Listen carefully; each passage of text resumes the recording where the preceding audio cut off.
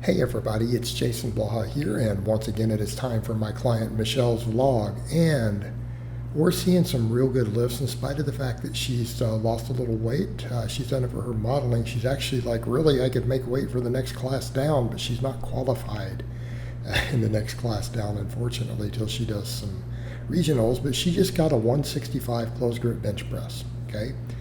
Keeping in mind, she's lost about 10 pounds in the last couple months. Right?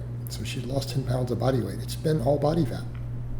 She's not lost any muscle, none. Because look at the numbers she just hit there. 165 close grip. I mean, that's right up where she was competition time. It might actually be a hair better than her last meet. So what do we do for supplemental work on max effort day? We do pause benching. Okay? We do pause benching. We do dumbbell presses. Keep in mind, her volume and variety for the pecs is the highest of any muscle group we currently do, other than stuff like maybe hamstrings and glutes, okay? The reason we need more chest. Pectorals are limiting her bench press. If we can get her pecs bigger, her competition bench will continue to go up, okay? So we want to keep working that. She's very strong in the triceps. Notice her lockout was really good once she finished grinding that lift.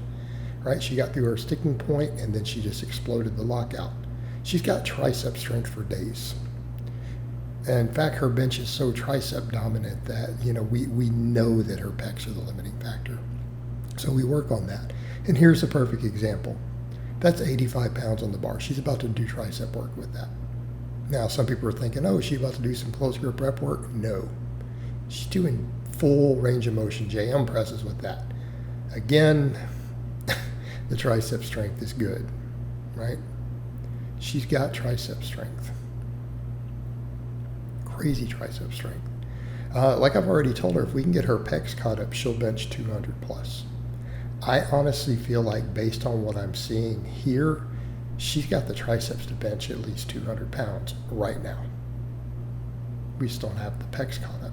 And it has to do with her training history. I mean, I've had her over a year, but she couldn't do any wide grip when we started. We've done a lot of work to make her shoulder girdle stronger, everything to be able to, accommodate some of that. All right, rows, she's doing a lot of weight. Now, granted, there's a lot of body English, even though the rows from the floor, but look at that. I think that's like 165 is what she's doing for sets of 10, okay? Her lats are strong. We're in a good place there, right? Lats are strong, back strong. At this point, we just need more glute for her lower body lifts, for her squat and deadlift. I feel like glutes really are what limit us, so we work on those. All right, band press downs. We do this to keep her tricep tendons healthy because of that really heavy tricep work that she does do. I want to keep her tendons healthy, so we do the band work to facilitate that. It brings blood flow to it. It's always going to be an important staple for her because of that with the JM presses. Which I get. I'm doing JM presses again myself, putting a big focus on them because I get a lot of carryover on my bench. All right, deadlift, 325 pounds. If you just walked in and got that. Nice, solid lockout. She just followed through okay. She's a little grindy, but it's a good lift, 325. After losing weight, she's been cutting. She's been cutting for her modeling. Still hitting deadlifts and benches like that, okay? Again, making progress. All right, of course, then we do hip thrusts. We do split squats. Again, the split squats, I want to really emphasize range of motion. Same with the hip thrusts. I let her use the machine because she can get a good range of motion on it. I'm fine with the machine in that case because I'm seeing what I want to see for the range of motion. Same thing right here. Get that deep stretch. We need to hit those quads in that lengthened position, okay? Same thing, it hits the glutes hard. Notice all this stuff hits the glutes. Everything is long range of motion, uses a lot of glute. And of course, that's why we finish up with the band pull-throughs. The band pull-throughs bring a lot to the table for her, purely because of where she is weakest on the deadlift, right? It's that lockout. That's where she struggles. It's really, once she gets the bar past her knee, it's that fight to grind it at the lockout. And that's all hip extension and glute strength, because she doesn't have thoracic grounding when she pulls, so her back doesn't limit there. So that's one of the things that we'll get people who ask on deadlift lockouts. Is it Is it back or is it glutes? It entirely depends on your technique. In her case, she pulls, with a fairly neutral spine.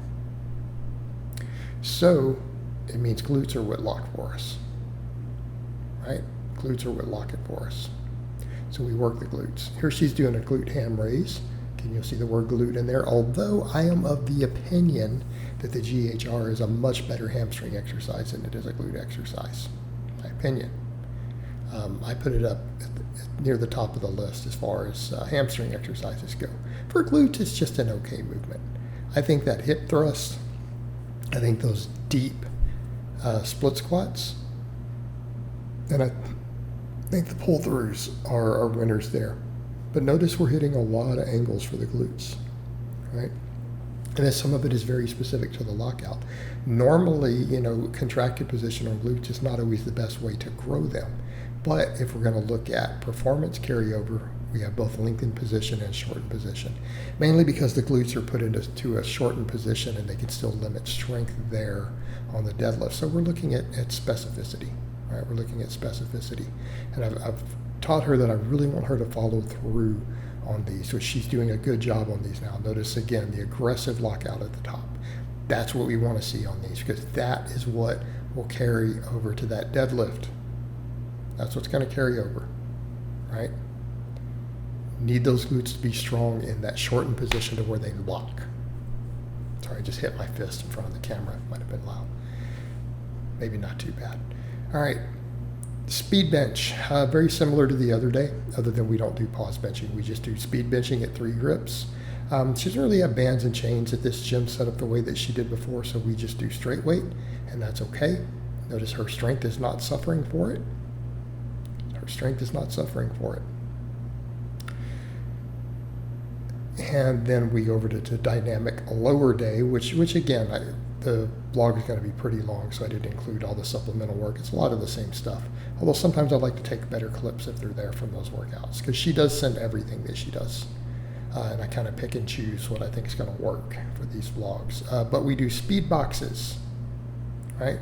We do speed boxes with the safety bar. She does conventional speed pulls. Notice these are all fairly heavy for speed work. And then we finish up with more band pull-throughs, right? This is how we finish the training week for her, and then she does abs and conditioning work.